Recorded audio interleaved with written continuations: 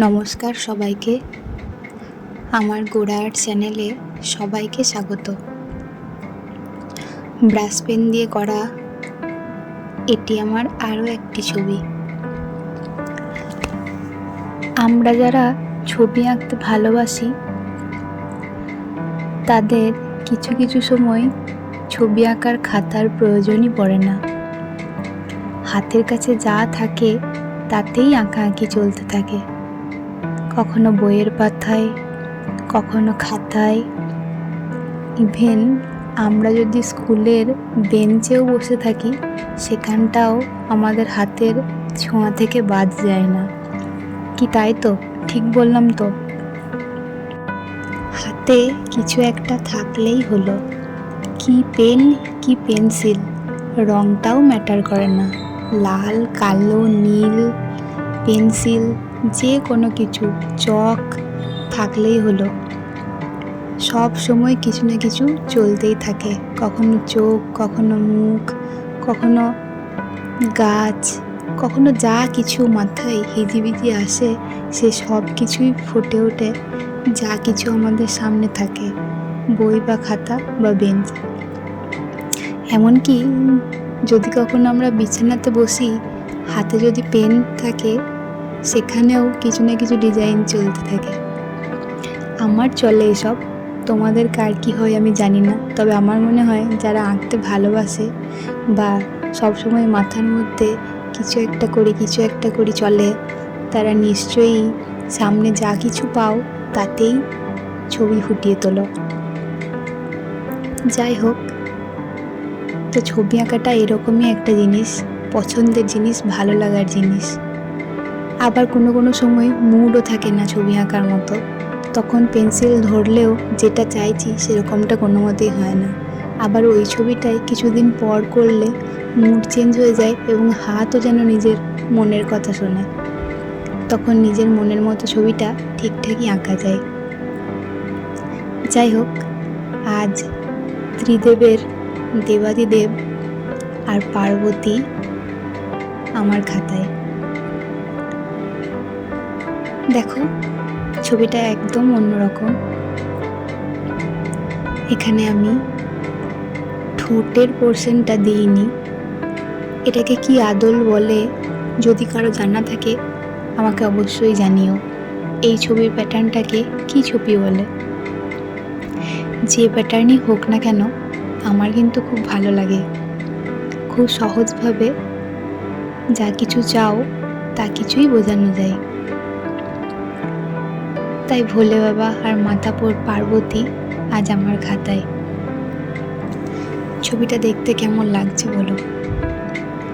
Pencil স্কেচটা আগেই করে নিয়েছি, এখন ব্রাশ পেন দিয়ে কাজ চলছে। ভোলে বাবার গায়ের রং তো জানো তোমরা। আসলে গায়ের রং বললে ভুল হবে, ভোলে বাবা হলেন নীলকণ্ঠ। আসলে গলার রং নীল হওয়া উচিত, কিন্তু আমরা বেশিরভাগ ক্ষেত্রেই ভোলে বাবার গায়ের রং নীল করে থাকি।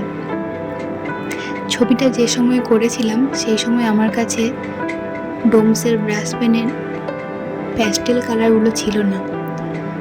প্যাস্টেল কালারের মধ্যে একটা হালকা স্কাই কালার পাওয়া যায়, যেটা আরও বেশি ভালো লাগে। তো আমার কাছে যে রঙটা ছিল সেই রঙটা দিয়েই আমি করেছি, ব্রাশ পেনের আর ডোমসের দিয়েই করেছি। দেখো, প্রথমে রঙটা করে নিয়েছি, তারপর চুলে ব্রাউন কালার দিয়েছি।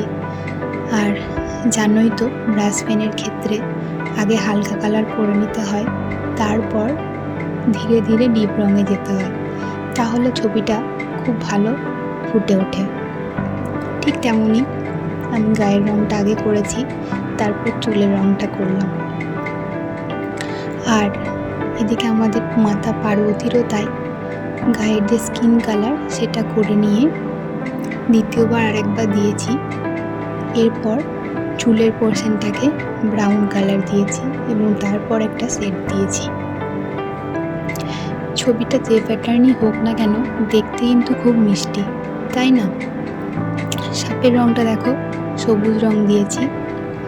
আর এরপর আমি আউটলাইনগুলো করে নিচ্ছি তাতে আমার রঙের একটু সুবিধা হবে বলে। তোমরা তোমাদের মতো করো, যেটাতে তোমাদের আগে সুবিধা। রং যদি করে নিলে আগে সুবিধা হয় তাহলে রং করে নিও, আর না হলে আউটলাইন আগে দিয়ে নিও। এখানে কিন্তু আমি পার্মানেন্ট মার্কারটাই ব্যবহার করছি। আর রংটা তো জানো তোমরা ডোমসের বা ক্যামেলের, তো আমি এখানে বেশিরভাগটাই ডোমস দিয়ে করেছি। আর মাতা পার্বতীর শাড়ির রংটা লাল পাড় সাদা শাড়ির মধ্যে রেখেছি। এরপর পার্বতীর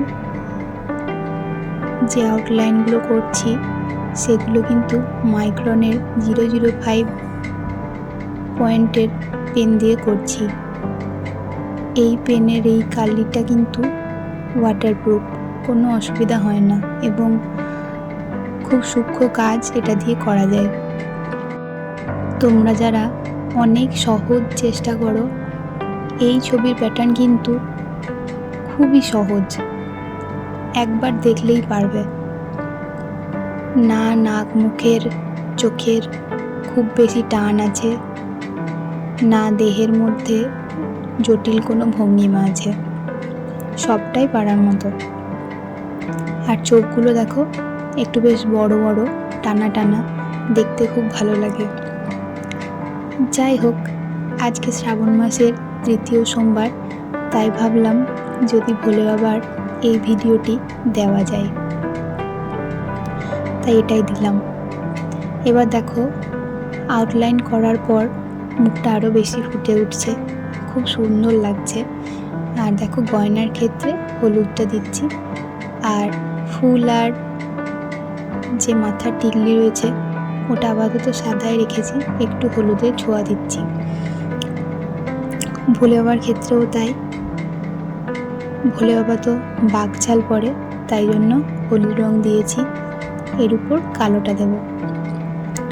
আর দেখো চুলের রংটা শুকিয়ে যাওয়ার পর এই স্ট্রোকটা দিচ্ছি, এতে কিন্তু চুলটা আরও দেখতে বেশি ভালো লাগছে। ছবিটা কেমন হচ্ছে তোমরা অবশ্যই আমাকে জানিও, আর ছবি ভালো লাগলে লাইক শেয়ার কমেন্ট অবশ্যই করবে, আর আমার চ্যানেলটিকে সাবস্ক্রাইব করে দিও। পুরো ছবিটা দেখতে থাকো তাহলে। Thank you.